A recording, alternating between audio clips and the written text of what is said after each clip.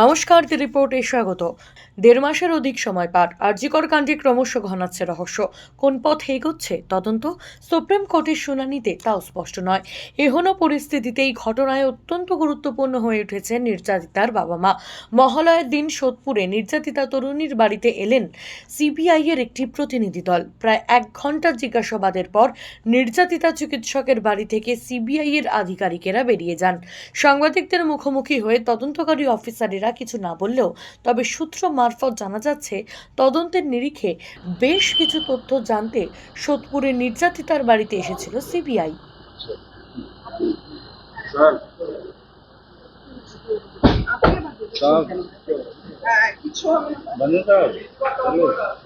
উল্লেখ্য, ৯ই আগস্ট আরজিকর হাসপাতালে ঘটে যাওয়া সেই নারকীয় ঘটনার সঙ্গে কারা কারা জড়িত তা এখনও প্রকাশ্যে আসেনি।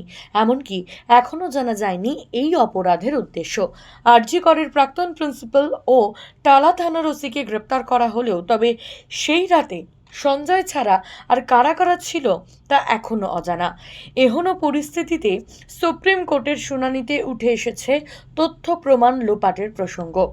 এত অন্ধকারের মাঝেও নিজেদের তদন্ত এগিয়ে নিয়ে যাচ্ছেন সিবিআই।